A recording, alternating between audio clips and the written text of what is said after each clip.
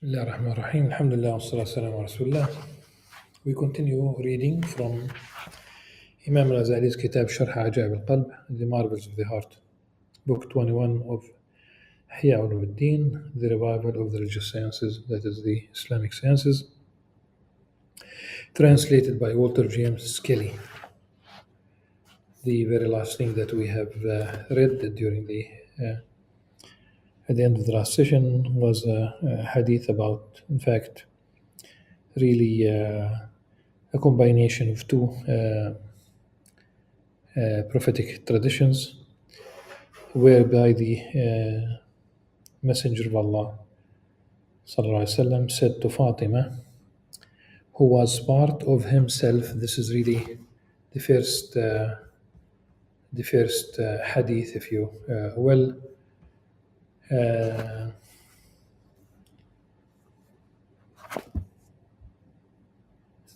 فاطمة بضعة مني. This is حديث متفق عليه.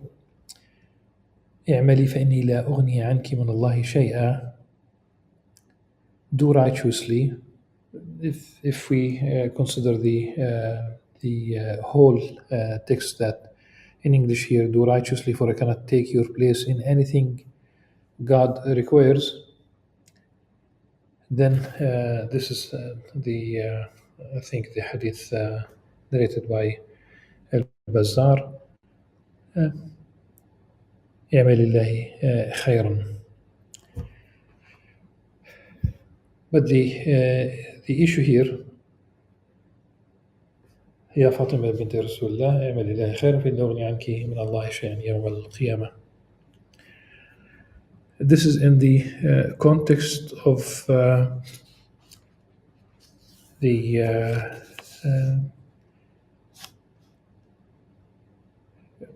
Muslims really making room for Satan through their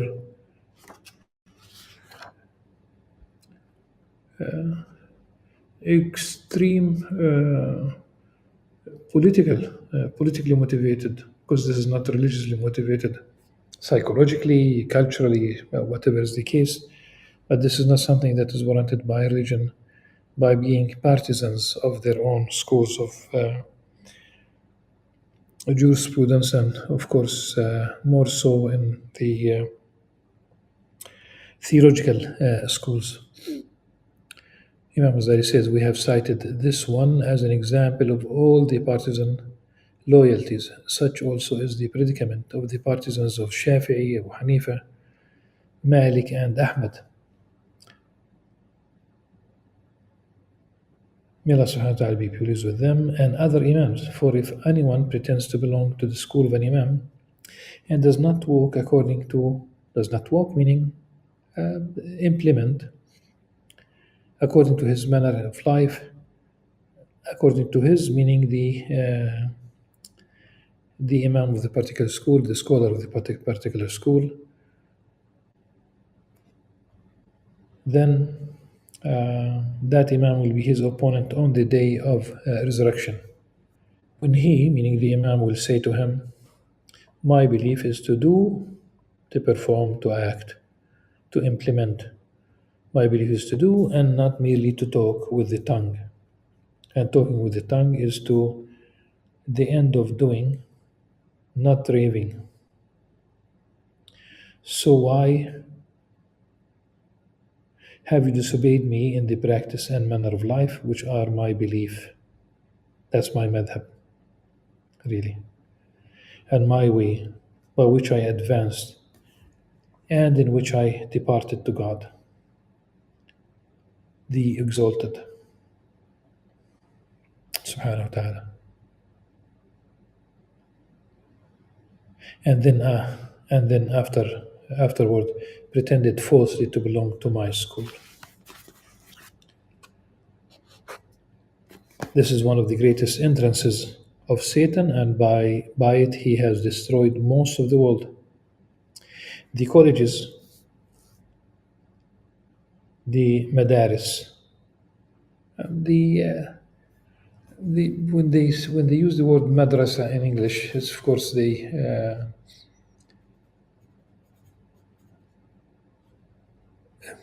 it is used to in a derogatory way. Um, it will be practically, if we talk 100% in Arabic and we insert the word school, okay, that's the same. Um, but in this case here, in this context, وقد سلمت المدارس الأقوام قل من الله خوفهم وضعفت في الدين بصيرتهم. So what about these colleges? And I like the translation that these are colleges, because when Imam Ghazali taught at the Nizamiya of Baghdad, it's a college. And we talk about hundreds of, the description in Arabic is to talk about hundreds of turbans, some 400 turbans, 400 عمامة, meaning scholars, including Abu al-Wafa ibn Aqil Khattabi, from the heads, the leaders of the prominent scholars of the Hanbali school in Baghdad. So the colleges have been given over to a group in which there is but little of the fear of God, whose insight into religion has grown weak, whose desire for this present world has become intense, and whose greed to gain followers has grown strong. Talk about gaining followers. Think today about uh,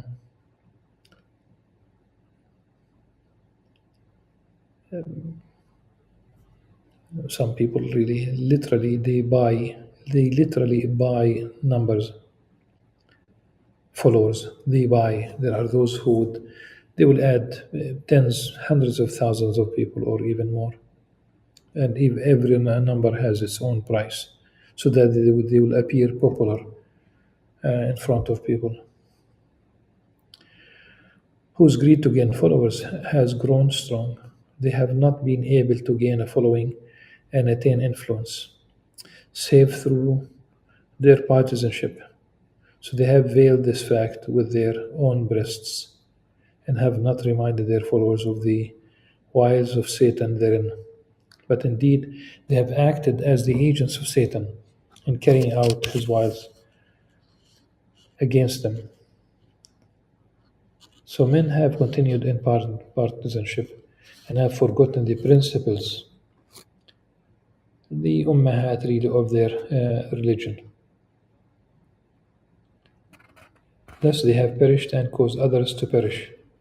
May God exalted forgive us and them. To perish.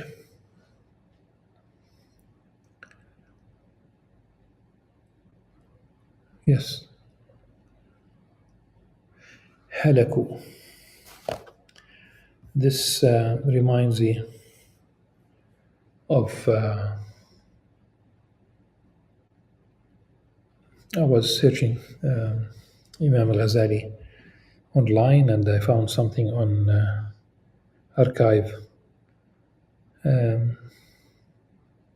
.org, I think. And there I found someone who described Imam Al-Ghazali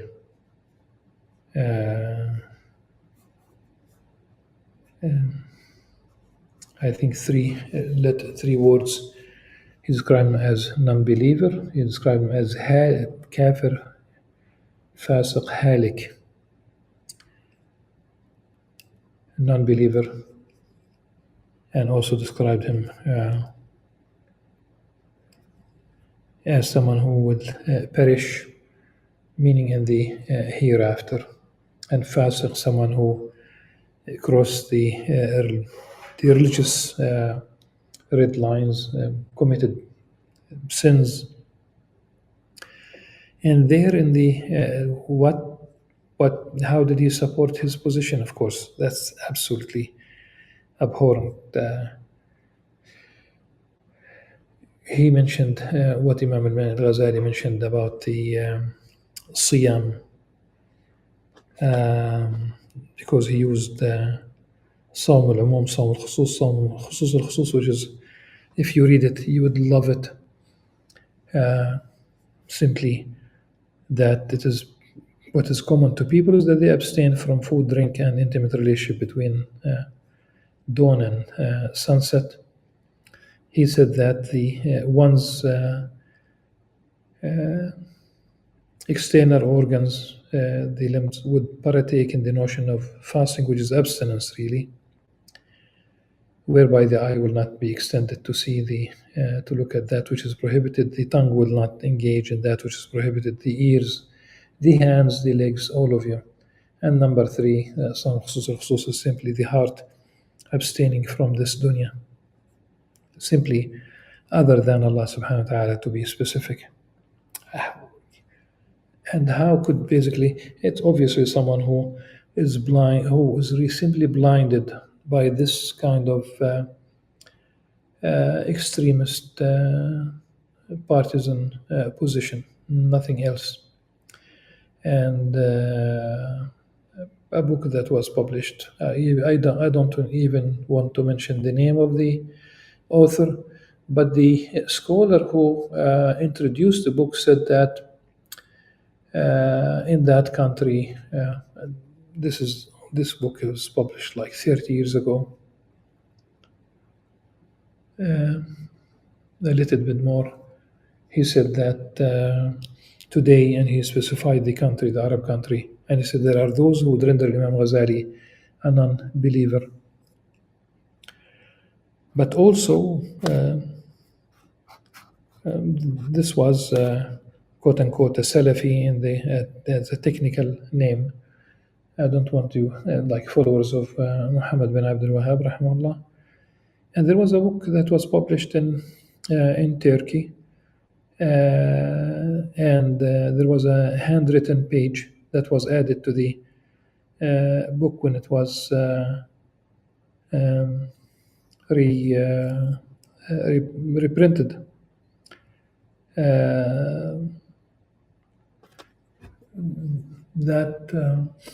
That page simply declared the Salafis as non-believers.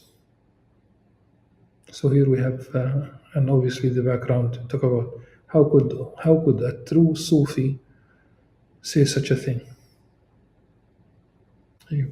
Nobody's asking you for, in both cases, nobody's asking for a love story, but salamat al-sadr, and also the refrain: your tongue, your pen, do not write with your hand something except that you would love to see it on the day of judgment. I think the line of poetry فلا تكتب بكفك غير شيء يسرك يوم القيامة أن تراه. Do not write with the palm of your hand anything except that you would love to see it on the day of judgment. Hassan, meaning Hassan al-Basri, Allah Alam, relates that Iblis said, I enticed the people of Muhammad ﷺ to disobedience, but they overcame me by seeking forgiveness. Seek forgiveness from Allah subhanahu wa ta'ala, of course. Okay? But they overcame me by seeking forgiveness. Then I enticed them to sins for which they would not seek forgiveness from God, the Exalted. These are parties and prejudices. In this, the accursed one told the truth.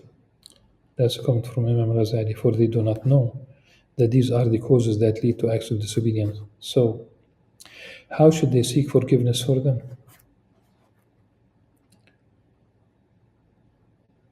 One of the great devices of Satan is to turn men's attention away from himself by causing them to become busied with the disputes and contentions that arise between people in the matter of sects.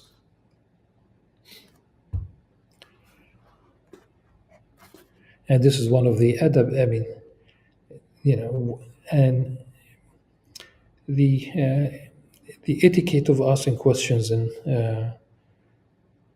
if you are sincere about the question, do not mention the name of the person. Do not score. Okay, do not settle accounts. Simply ask about the scholar, the Imam, whoever is the professor. Just ask about the issue. Don't say such and such says, and you are simply trying to initiate a tug of war. There are those who simply thrive in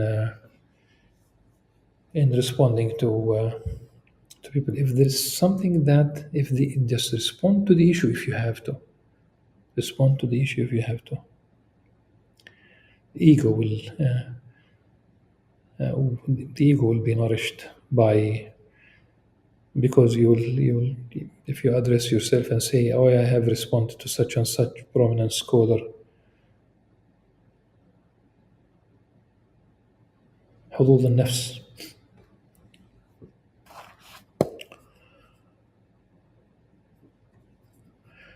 Abdullah bin Mas'ud said, a group of people were seated at the dhikr of God the Exalted, and Satan came to cause them to abandon their assembly and to cause division among them, but he could not.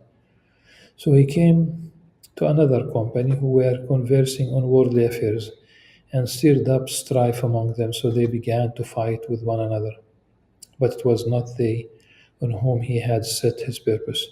Then they were engaged in the dhikr of God the Exalted. Then they who were engaged in the dhikr of God the Exalted rose up and busied themselves in deciding between those who were fighting, and so were scattered from their assembly. And this was the thing that Satan was aiming to accomplish with them. Another of his great doors is to induce the common people who are not experienced in the science of theology and have not gone deeply into it to set themselves to think about the essential nature and attributes of God exalted, and about subjects to which their limited intelligence cannot attain, until he causes them to doubt the principles of the religion, or to indulge in vain imaginings unworthy of God the exalted. By this, a man becomes an unbeliever, kafir, or an innovator, mubtada, while at the same time he is happy, joyful, and rejoicing at that which he has come to into his heart. He supposes to be gnosis and insight, and this has been revealed to him because of his own great intelligence. The most foolish of men are those who believe most strongly in their own intelligence, and the men of the most stable intelligence are those most suspicious of themselves and most ready to ask of the scholars. Aisha radiallahu anha quoted the Messenger of God sallallahu alaihi wasallam saying, verily Satan will come to one of you and say, who created you? He will reply, God, who is blessed and exalted. Then Satan will say, but who created God? Therefore, if one of you has this experience, let him say, I believe in God and his messenger, and Satan will go away from him. This is hadith muttafaq alayh, agreed upon, narrated by Bukhari and Muslim. إن الشيطان يأتي أحدكم فيقول من خلقك فيقول الله تبارك وتعالى فيقول فمن خلق الله فإذا وجد أحدكم ذلك فليقل آمنت بالله ورسوله فإن ذلك يذهب عنه. The Prophet ﷺ did not order any investigation of a way of treating this evil prompting because it affects the common people rather than the scholars. The common people should content themselves with believing, submission, and occupying themselves with their worship and their means of gaining a living, and leave learning to the scholars.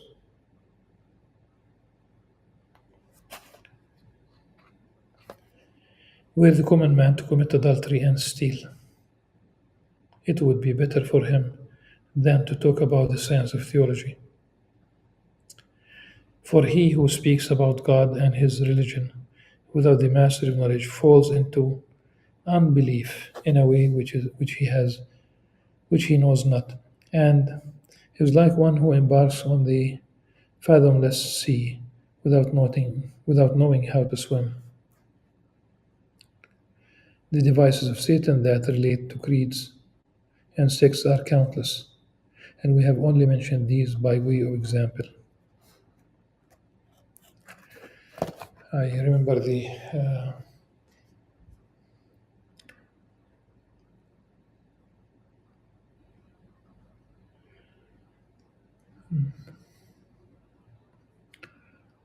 people who definitely did not spend much time really studying. They're not they're not students of jurisprudence or theology or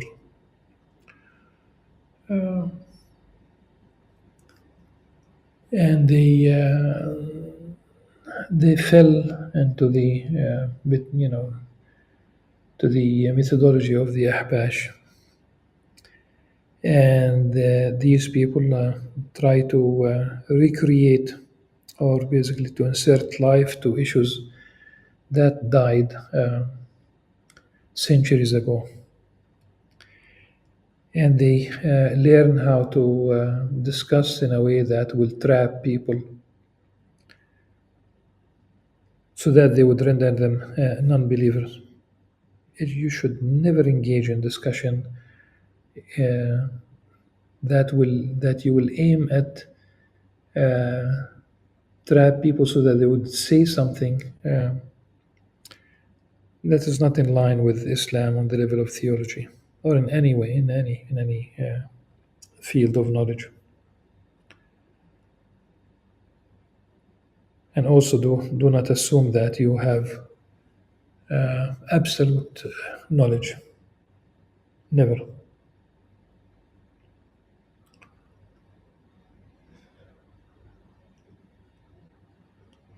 Another door,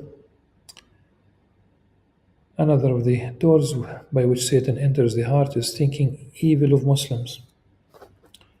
سوء الظن بالمسلمين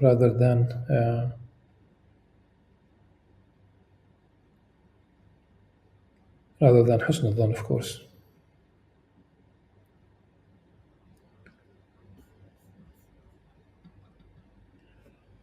God exalted has said, "O you who believe, avoid suspicion as much, of course, as possible. For suspicion in some cases is a sin. يا أيها الذين آمنوا اجتنبوا كثيرا من الظن إن بعض الظن إثم." For if anyone passes an evil judgment on another through conjecture, he is sent by Satan to slander him by means of backbiting, and he shall perish.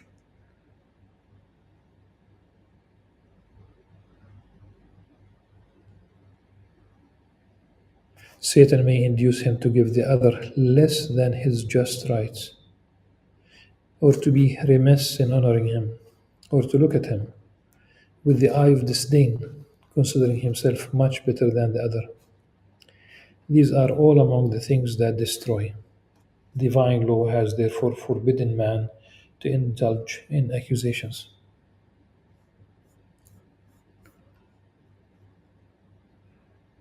This is why the Prophet ﷺ said, "Beware of places of accusations."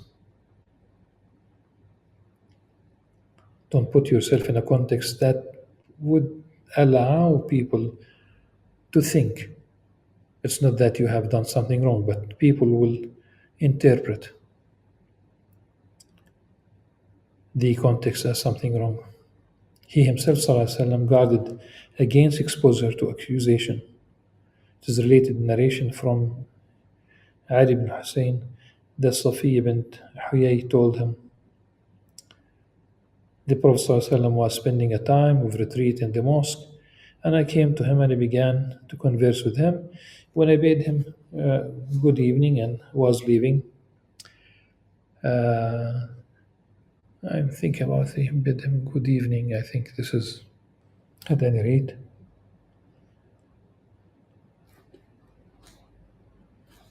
And was leaving, he arose and walked with me. So he walked her back to her room. There passed by him two of the helpers, the Ansar, who greeted him and withdrew. But he called to them and said, "She is Safiya bint Huyay," meaning that he did not allow just simply any room for any suspicion. And of course, they replied, O Messenger of God, we suppose not but good concerning you. He said, Satan flows through the son of Adam, even as the circulation of the blood in his body, and I fear lest he might enter into you, that he would cause you to think ill of me, or to say, just simply to think, who is she?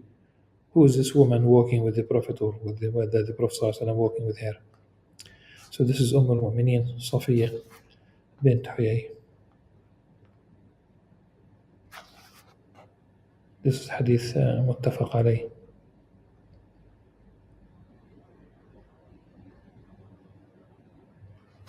And this shows that the Prophet ﷺ also, this is also, it reflects caring for he did not want them to be victims of Satan. He protected them.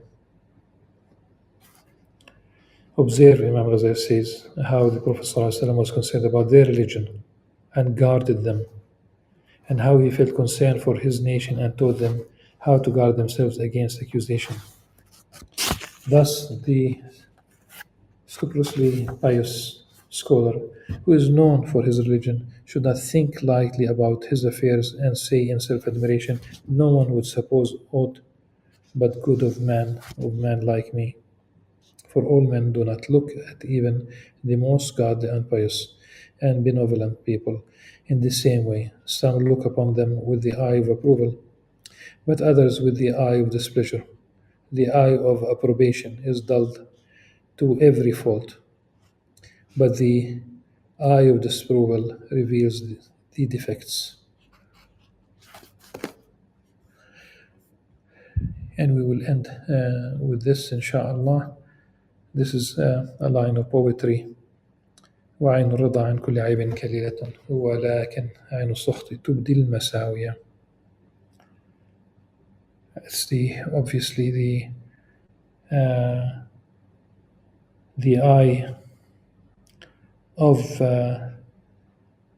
approbation, of approval, of that is agreeable, would dismiss every shortcoming or defect. But the eye of disapproval reveals the defects, pretty much like the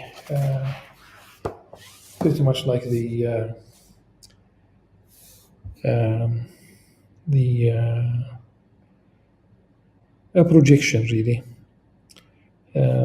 One might see the good, and one might see the bad. Half, whether the glass is half full or half empty. Here is an invitation to see the half full, and just simply work on the rest of the glass. All the children of Adam are sinners, and the best of sinners are the repenters. كل ابن آدم خطاء وخير الخطائين توابون. In the sense of, don't really point your finger at someone, and you could be in a worse position. At any rate, inshallah, we will continue discussing this in the next session. Until then, سبحانك اللهم وبحمدك أشهد أن لا إله إلا أنت أستغفرك وأتوب إليك والسلام عليكم ورحمة الله وبركاته.